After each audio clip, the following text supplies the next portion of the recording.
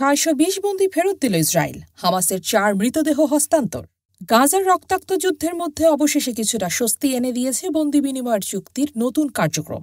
দীর্ঘদিনের অচলাবস্থার পর ইসরায়েল ও হামাসের মধ্যে মধ্যস্থতাকারীদের প্রচেষ্টায় আবারও সমঝোতা হয়েছে। এর ফলে ৬২০ ফিলিস্তিনি বন্দীকে মুক্তি দিয়েছে ইসরায়েল। এর বিনিময়ে হামাস রেড ক্রসের মাধ্যমে ৪ ইসরায়েলি জিম্মির মরদেহ হস্তান্তর করেছে। ইসরায়েলের দাবি অনুযায়ী কোনো ধরনের অনুষ্ঠান ছাড়াই এই বিনিময় হল। এই বিনিময় নিয়ে বেশ কিছুদিন ধরেই উত্তেজনা চলছিল, কারণ ইসরায়েল বন্দী মুক্তি স্থগিত করেছিল এবং হামাস এটিকে চুক্তির গুরুতর লঙ্ঘন বলে অভিহিত করেছিল। গত ২২ ফেব্রুয়ারি ইসরায়েল অভিযোগ তোলে যে হামাস তাদের হাতে থাকা ইসরায়েলি বন্দীদের প্রতি নিষ্ঠুর আচরণ করেছে, তাই ৬২০ ফিলিস্তিনের মুক্তি আটকে রাখা হয়। এই প্রতিক্রিয়ায় হামাস জানায় ইসরায়েল এভাবে চুক্তি ভঙ্গ করছে, যা পুরো যুদ্ধবিরতি আলোচনাকে বাধাগ্রস্ত করবে। পরিস্থিতি যখন আরও জটিল হয়ে উঠছিল, তখন মধ্যস্থতাকারী দেশগুলোর হস্তক্ষেপে দুই পক্ষ একটি চুক্তিতে পৌঁছায়। বুধবার ২৬ ফেব্রুয়ারি বিবিসির এক প্রতিবেদনে জানানো হয় এই অচলাবস্থা কাটিয়ে ফেলা হয়েছে এবং বন্দী বিনিময়ের প্রক্রিয়া শুরু হয়েছে।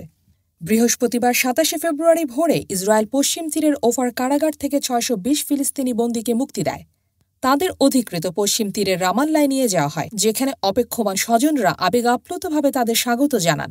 অনেক পরিবারের দীর্ঘদিনের অপেক্ষার অবসান হল, কিন্তু এই বিনিময় নিয়ে এখনও ফিলিস্তিনিদের মধ্যে ক্ষোভ রয়েছে, কারণ ইসরায়েলি হামলায় এখনও বহু ফিলিস্তিনি বন্দী রয়েছে এবং গাজায় অব্যাহত ধ্বংসযজ্ঞে বহু নিরপরাধ মানুষের প্রাণ যাচ্ছে। অন্যদিকে হামাস ৪ ইসরায়েলি জিম্মির মরদেহ রেড ক্রসের মাধ্যমে ইসরায়েলের কাছে হস্তান্তর করে।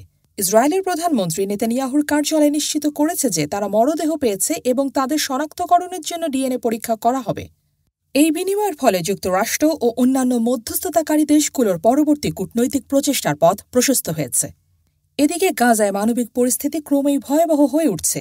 জাতিসংঘ বলছে ইসরায়েলে লাগাতার হামলায় ৮৫% ফিলিস্তিনি বাস্তুচ্যুত হয়েছে এবং যুদ্ধবিধ্বস্ত অঞ্চলের ৬০% অবকাঠামো সম্পূর্ণ ধ্বংস হয়ে গেছে। সবচেয়ে ভয়াবহ চিত্র ফুটে উঠেছে হাসপাতালগুলোর দুর্দশার মধ্যে। গত ২ সপ্তাহে তীব্র শীতের কারণে গাজার এক হাসপাতালে নবজাতক ওয়ার্ডে ৬ শিশুর মৃত্যু হয়েছে। পর্যাপ্ত তাপমাত্রা নিয়ন্ত্রণ ব্যবস্থা না থাকায় এই শীতজনিত মৃত্যুর ঘটনা ঘটে। গাজার স্বাস্থ্য কর্মকর্তারা বারবার আহ্বান জানাচ্ছেন যে ইসরায়েলি হামলায় গৃহহীন হওয়া লক্ষাধিক মানুষের জন্য জরুরি আশ্রয়কেন্দ্র ও পর্যাপ্ত খাদ্য সরবরাহ নিশ্চিত করা হোক। শরণার্থী শিবিরগুলোতে চিকিৎসা সেবা এবং মানবিক সহায়তার সংকট তীব্র আকার ধারণ করেছে। অন্যদিকে পশ্চিম তীরের নূর শামস শরণার্থী শিবির থেকে সবাইকে সরে যেতে নির্দেশ দিয়েছে ইসরায়েল। নেতানিয়াহু বাহিনীর এমন ঘোষণার পর আশ্রয়কেন্দ্র ছাড়তে শুরু করেছে সেখানকার বাসিন্দারা। তারা জানান শরণার্থী শিবিরের কিছু স্থাপনা গুড়িয়ে দিয়ে সেখানে রাস্তা বানানোর পরিকল্পনা করছে ইসরায়েল। গাজায় যুদ্ধবিরতির প্রথম ধাপের সময়সীমা শেষ হতে চলেছে ১ মার্চ।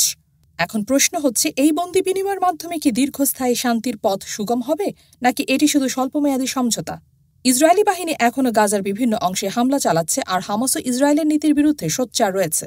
তবে যুক্তরাষ্ট্রসহ মধ্যস্থতাকারী বিভিন্ন দেশ গাজায় ত্রাণ পৌঁছানোর বিষয়টি নিশ্চিত করতে ইসরায়েলের সঙ্গে আলোচনা চালিয়ে যাচ্ছে।